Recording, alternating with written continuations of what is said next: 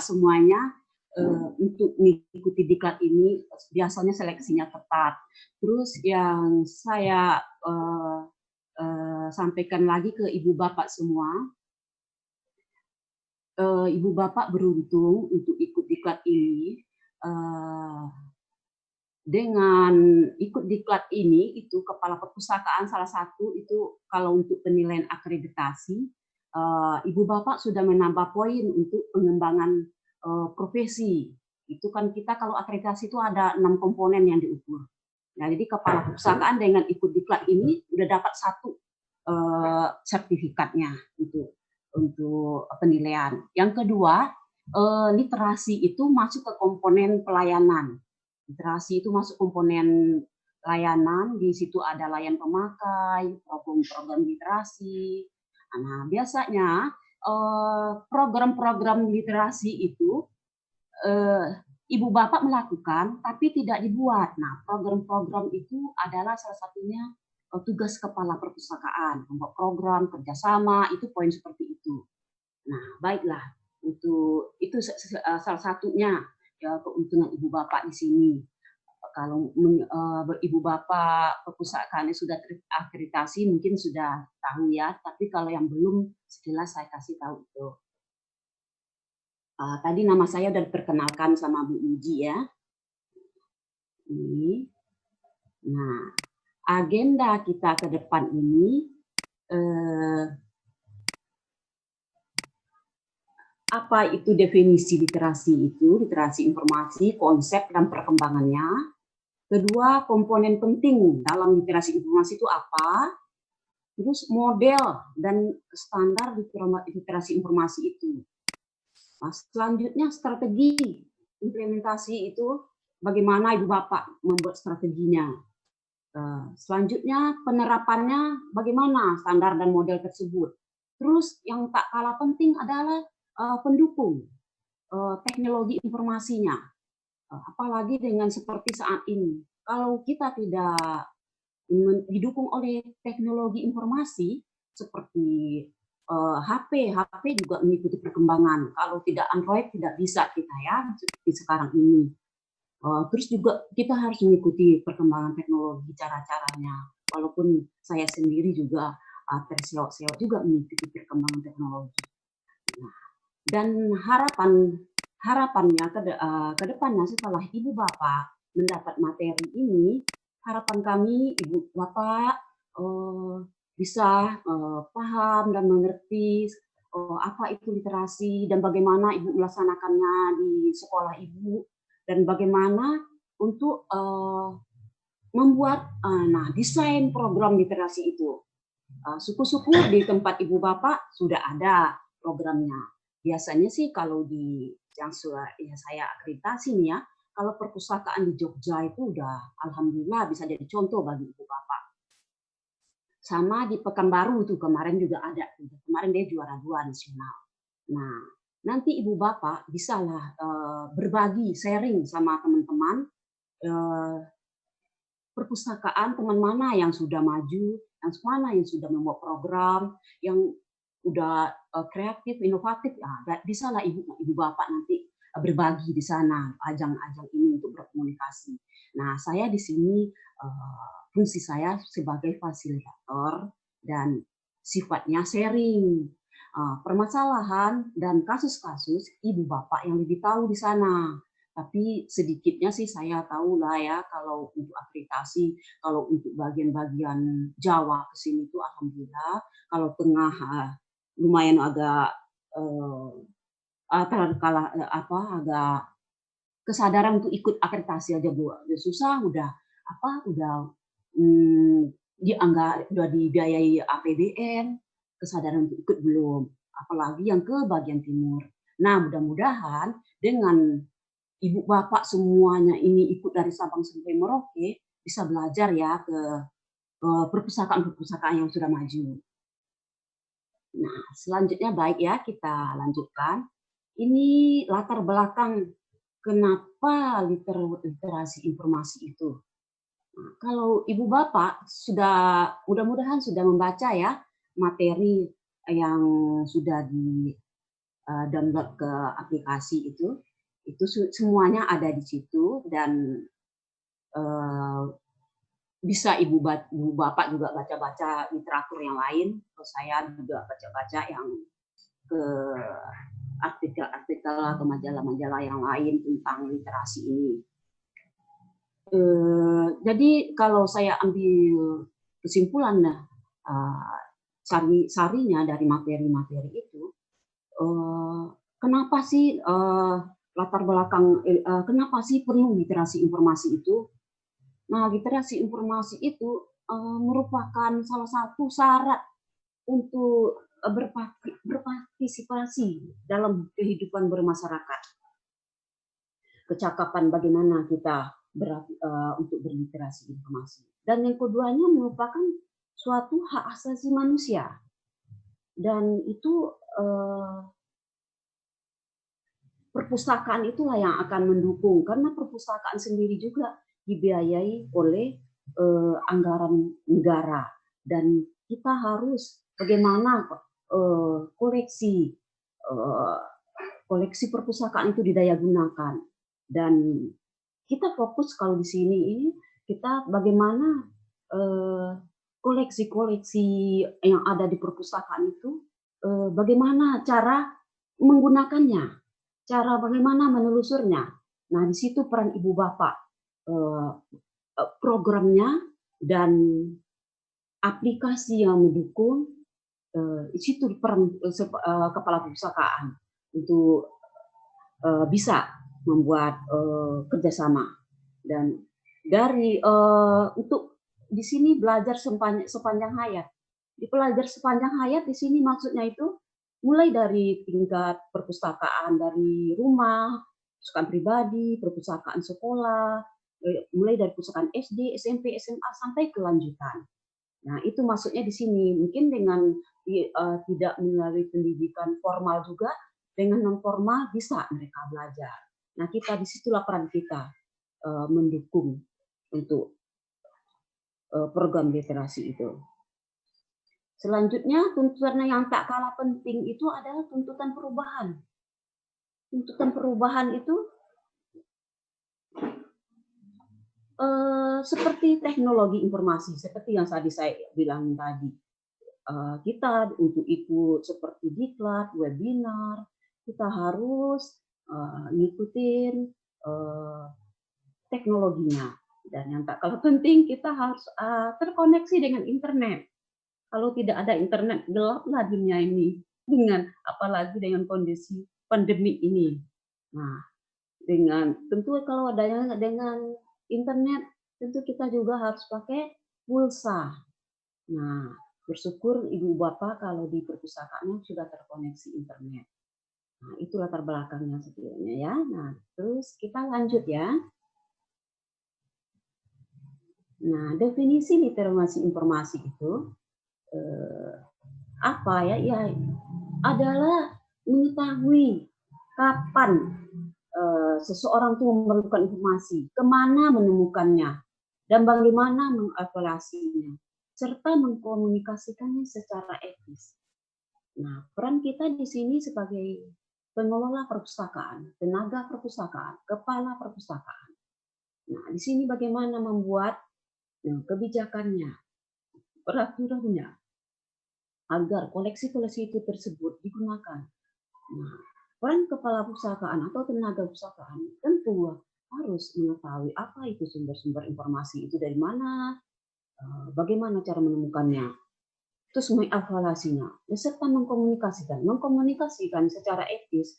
Maksudnya itu sekarang jangan kita itu sampai ada ya siswa misalnya cuma dapat data atau kita sendiri belum disaring, etis maksudnya di sini disaring. Kita amati keakuratannya, itu benar, hoax atau tidak. Kira seperti itu ya. Selanjutnya sama ya konsepnya itu seperti apa, kapan kita membutuhkannya, di mana, bagaimana, kerelevatan informasinya, bagaimana evaluasinya. Terus apa yang kita butuhkan? Informasi itu soalnya banyak banget. banyak banget tersebar. Jadi kita harus bisa menseleksi. Contohnya saja kita mau seperti ibu bapak misalnya mau ikut diklat, tentu ibu bapak akan menyaring diklat mana yang kira-kira yang butuh sama ibu bapak. Begitu juga nanti kita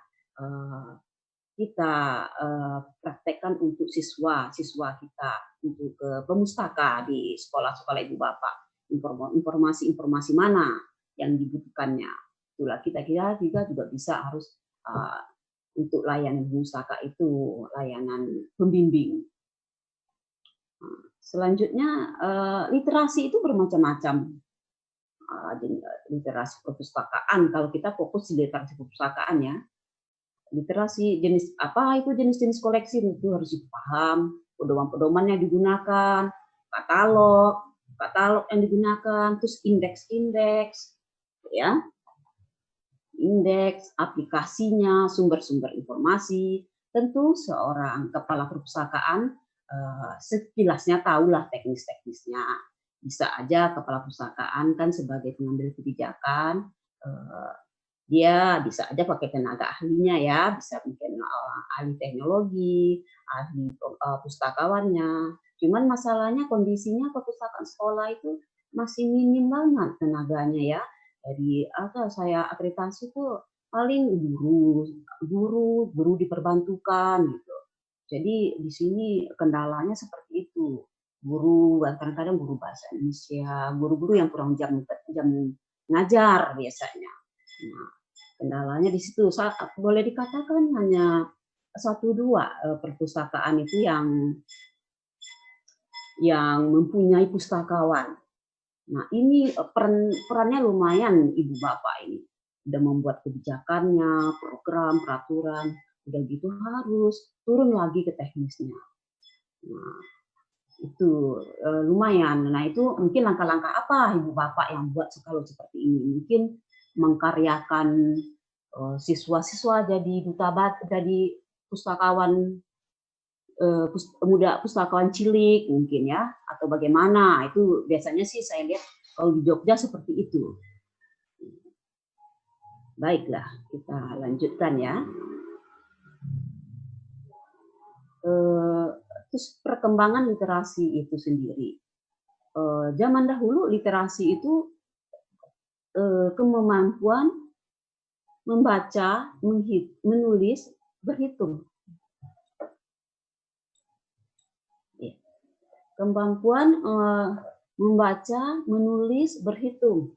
Itu. Tapi sesuai dengan perkembangan waktu,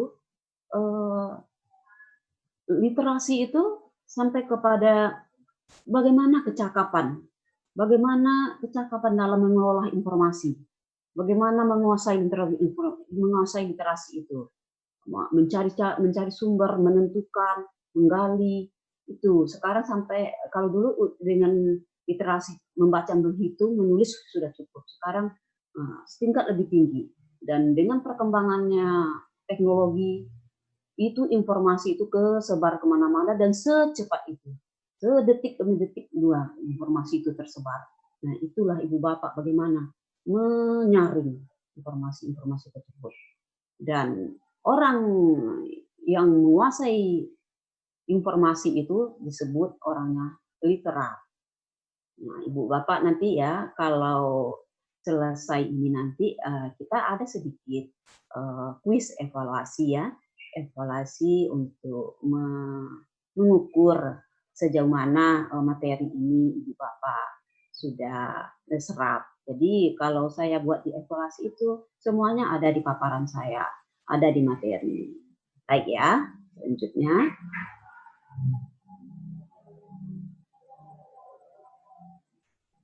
Ini kok keluar pena tuh? Ini.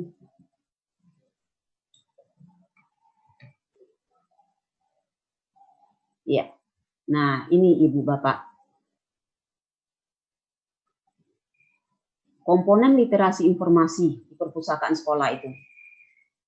Seperti tadi saya sudah bicarakan, jadi ibu bapak kalau membuat program literasi itu, ya ini dia komponen-komponennya. Ini ibu bapak ada di sini, nah, ibu bapak bisa aja di sini dan di sini. Ibu karena merangkap dengan guru di sini juga ya. Sebenarnya lebih gampang sih ibu bapak udah merangkap guru, merangkap pustakawan juga, kepala juga. Ini teknologinya, ini siswa, ini kurikulum. Selanjutnya ini saling terkait, ini Bu tidak terlepas. Jadi bagaimana melibatkan kurikulum dengan program-program literasi Ibu, dengan guru-guru bidang studi, begitu juga dengan siswa. Nah, jadi kalau koleksi-koleksinya harus sesuai dengan kebutuhan. Dan satu lagi yaitu di teknologi informasi. Nah, ini peran Ibu di sini, di kepala perpustakaan sini. Nah, ini dia proses literasi itu. Proses literasi itu dari ini literatur. Tadi ini dari perpustakaan, koleksi di perpustakaan. Ini IT-nya. Nah, di sini literasinya, orang-orangnya. Nah, jadi saling mengkait. Nah, saling mendukung. Dan orang yang jadi setelah berliterasi ini, yang ahli jadi disebutnya literat.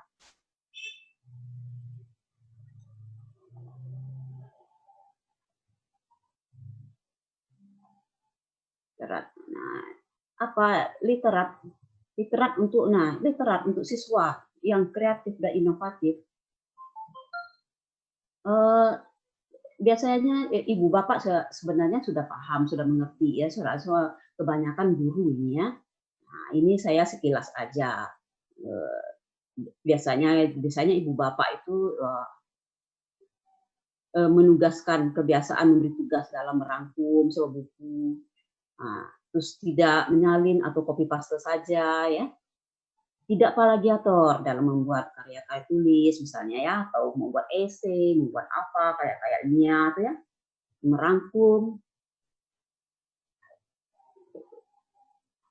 merangkum efektif dalam meningkatkan kemampuan membaca.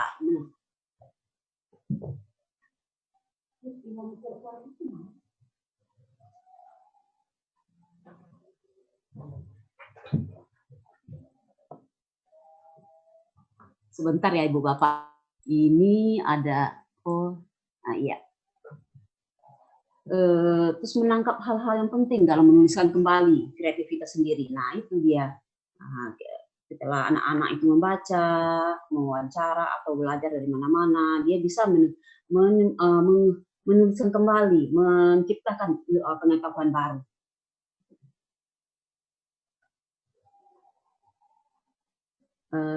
Kalau pendidikan literasi bagi siswa itu adalah bagaimana pembekalan, merumuskan masalah, menggunakan sumber-sumber tadi ya, menggunakan sumber-sumber informasi, kemampuan mengorganisasi informasi, lalu mempresentasikan hasil temuan tadi, terus mengevaluasi proses pemecahan masalah, menyimpan kembali sebagai pengetahuan baru seperti tadi ya. Ini semuanya akan terlaksana atau dengan bekerjasama pihak perpustakaan dengan para guru dan berkolaborasi dengan kegiatan belajar mengajarnya. Nah, kalau kita perhatikan literasi informasi zaman dahulu dan sekarang ini, kalau dulu perpustakaan ini cuma ini aja, pengadaan, pengolahan, pelayanan begitu ya, masih sifatnya internal gitu, yang dalam aja. Nah, sekarang dia kalau ke depannya dia udah masuk ini itu program literasi tadi, pengolahan itu ya. Nah, sekarang kok apa itu kompetisinya untuk literasi informasi itu?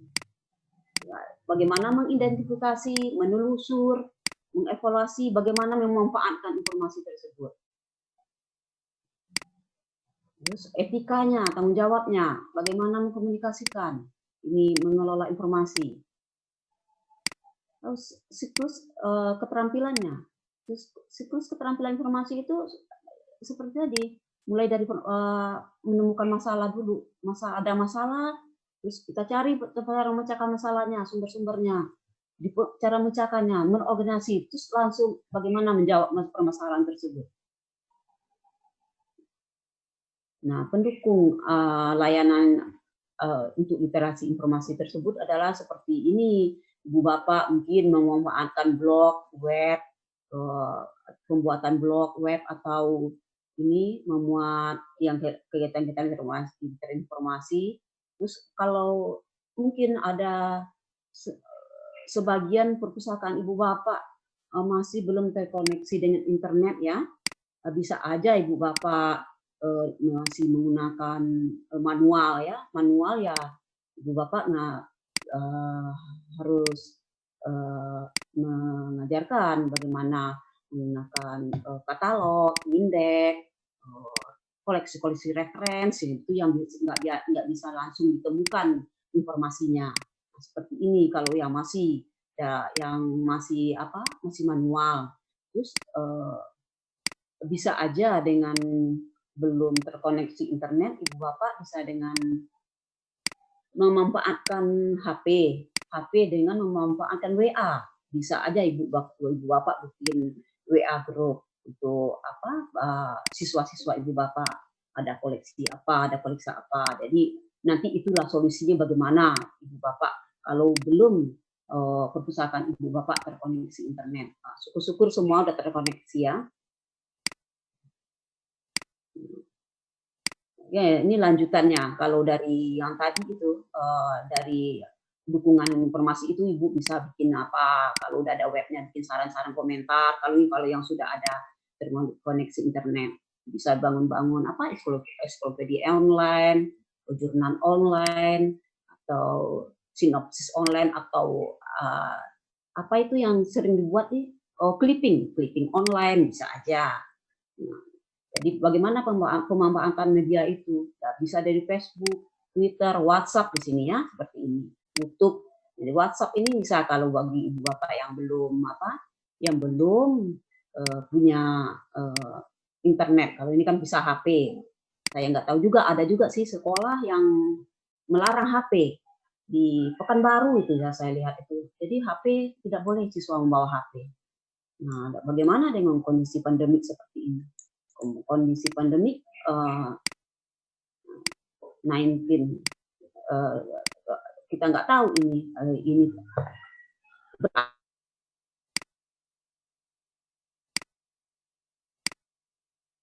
bisa harus cari pemecahannya.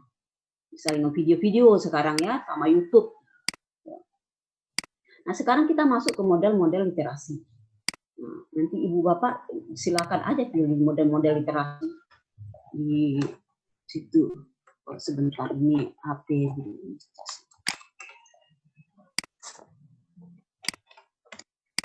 ya. Nanti di materi ibu bapak bisa aja memilih model-model literasi yang ada di materi atau di sumber-sumber lain yang kira-kira cocok untuk perpustakaan ibu bapak masing-masing.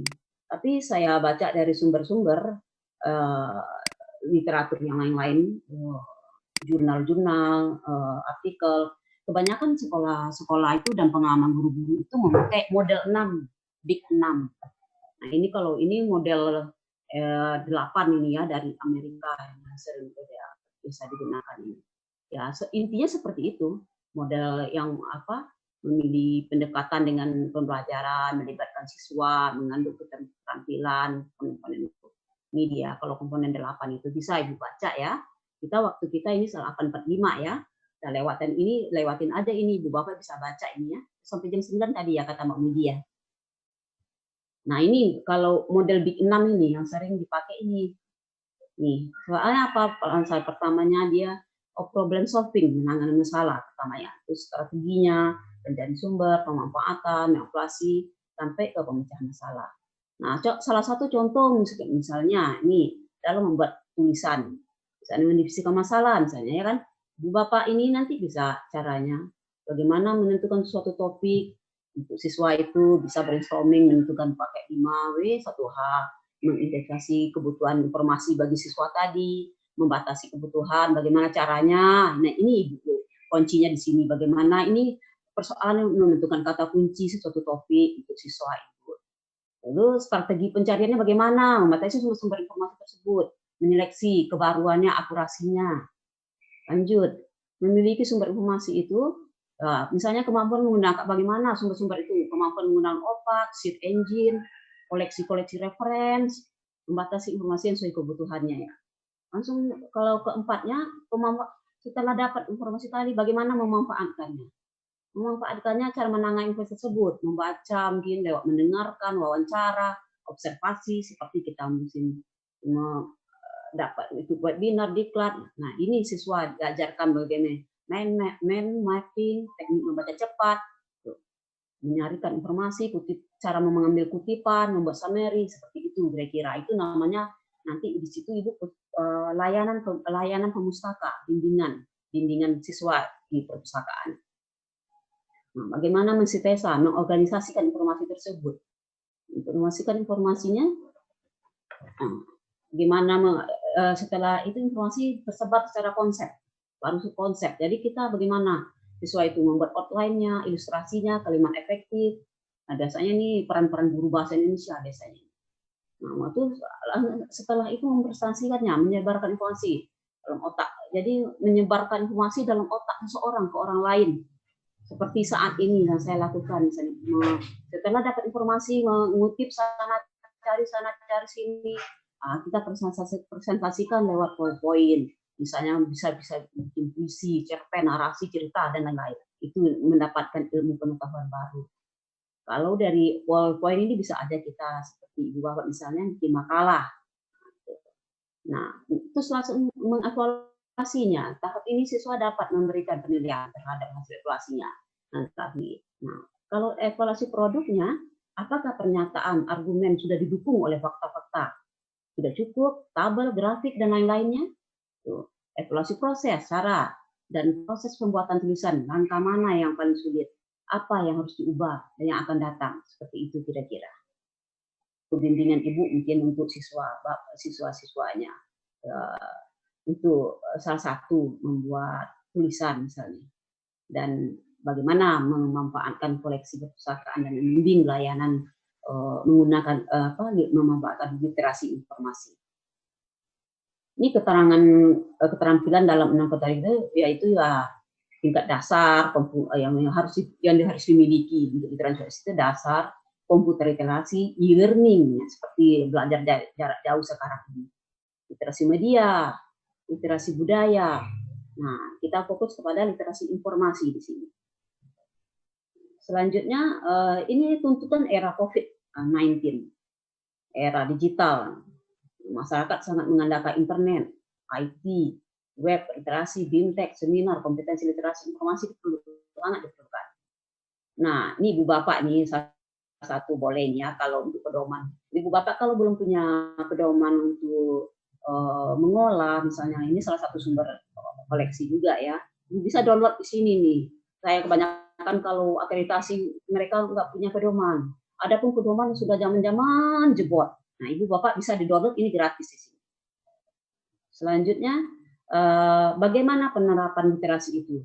Nah, ini penerapannya seperti ini, sarana untuk karena literasi itu untuk sarana untuk mencapai tujuan hidup pribadi seseorang, baik untuk di pendidikan, untuk kehidupan sehari-hari, untuk mencari kerja, untuk ya karena itu merupakan hak asasi. Nah, itu kita sangat-sangat harus mendukung kegiatan literasi ini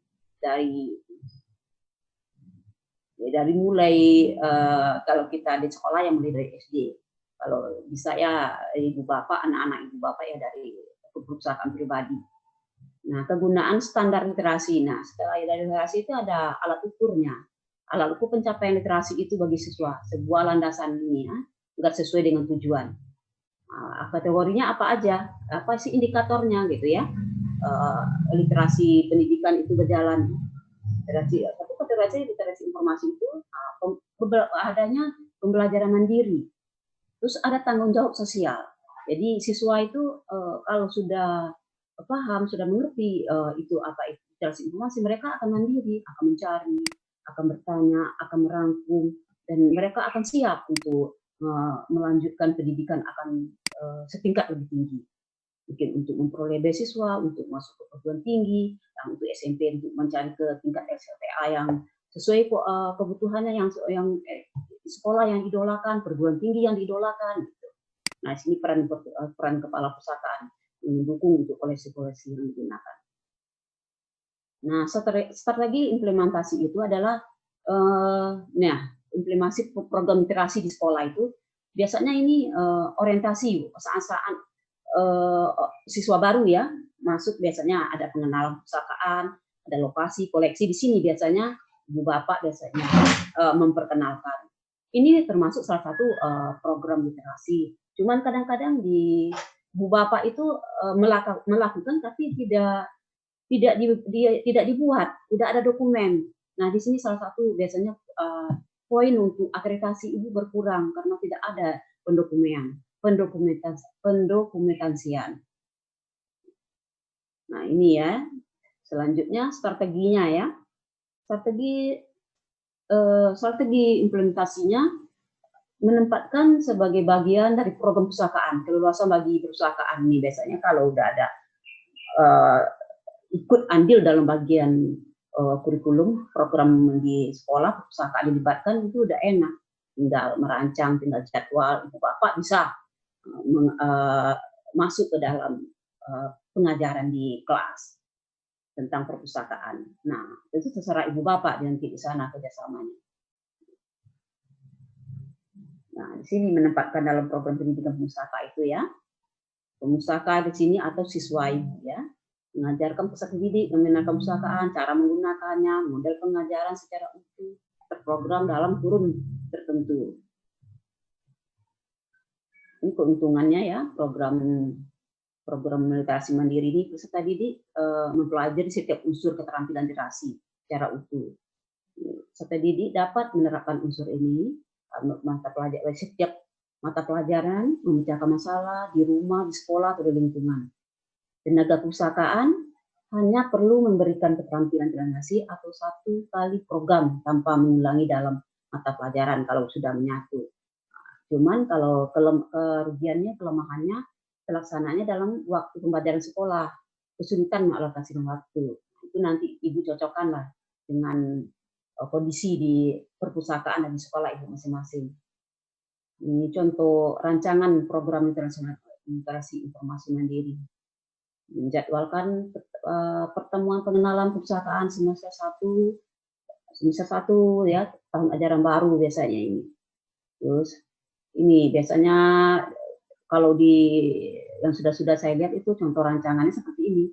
Materi yang diberikan dalam pertemuan itu jam buka perpustakaan, hak dan kewajibannya, pengenalan tenaga perpustakaan, pengenalan tata tertib, pengenalan koleksi yang dimiliki, pengenalan cara menggunakan katalog, indeks apa. Nah, ini di sini yang dikatakan layanan pemakai, layanan pemustaka, yang disebut layanan itu yang termasuk komponen literasi informasi di sini, Bapak. Selanjutnya ini contoh rancangan literasi mandiri yang menjadwalkan kegiatan yang terstruktur. Ini ya caranya paling ampuh ini ya, melibatkan peserta didik dan pendidik semua jenjang sekolah untuk mengajar konsep yang mudah, alokasi waktu sudah tersedia di sini kalau udah disatukan. Nih penerapannya literasi informasi ini berkolaborasi ya dengan guru-guru. Mungkin semua guru ya, guru bahasa Indonesia, bahasa Inggris, geografi. Kalau geografi itu kan biasanya pelajaran sejarah apa biografi toko-toko itu kan juga termasuk referensi. Itu bagaimana menggunakannya. Cari informasi di internet, buku, majalah, dan didukung alat-alat teknologi seperti ini. Nggak terasa waktu kita udah 851 ya. Nah, 7 aspek standar nasional tingkat SLTA ini ya. Ini aspek layanan yang diukur di sini ya. Ada layanan minimal jam layanan tuh 8 jam, layanan sirkulasi, referensi. Nah, komponen yang kita bahas di sini ada yang masuk di sini nih Bu. Layanan literasi ini termasuk ke referensi ini.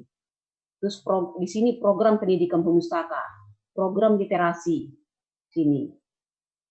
Nah, program literasi ini paling sedikit 4 kali lah dalam setahun tiap tingkatan kelas.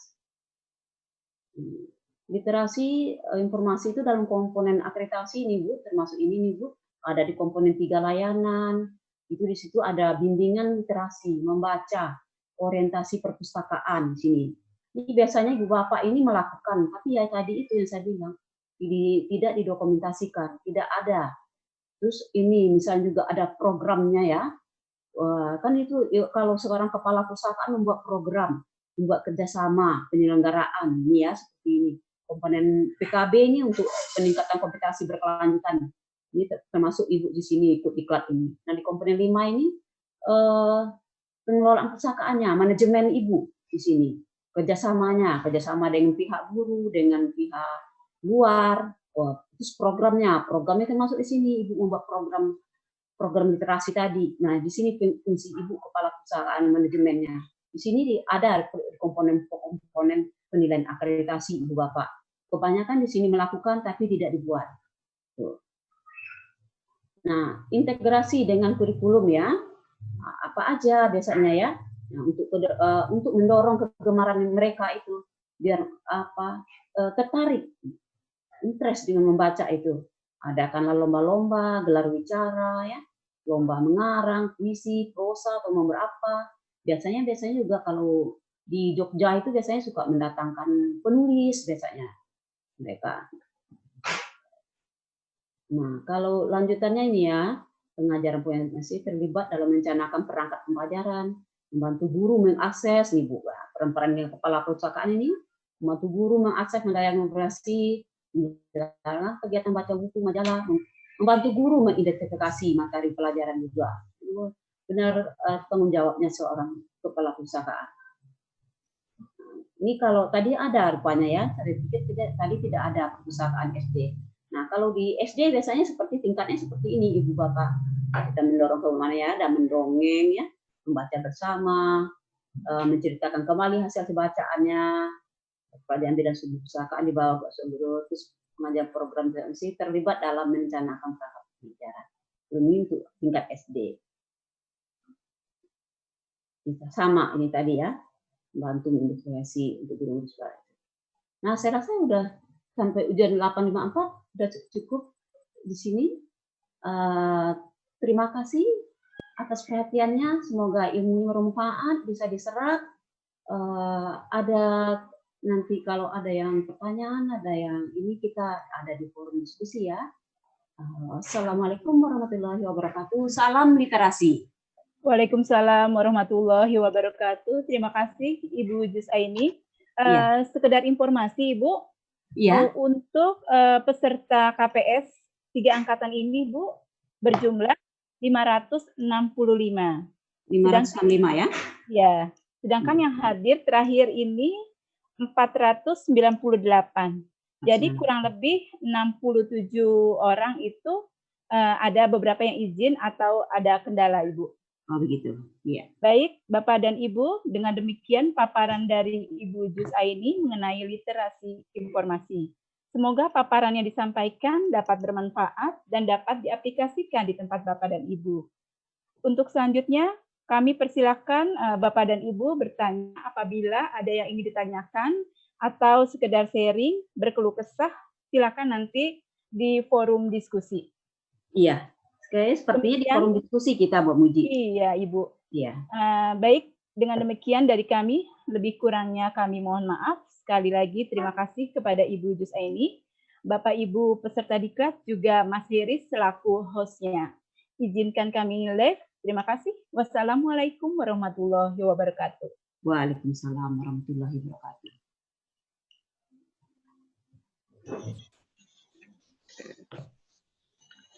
Saya end meetingnya ya Bapak Ibu semua.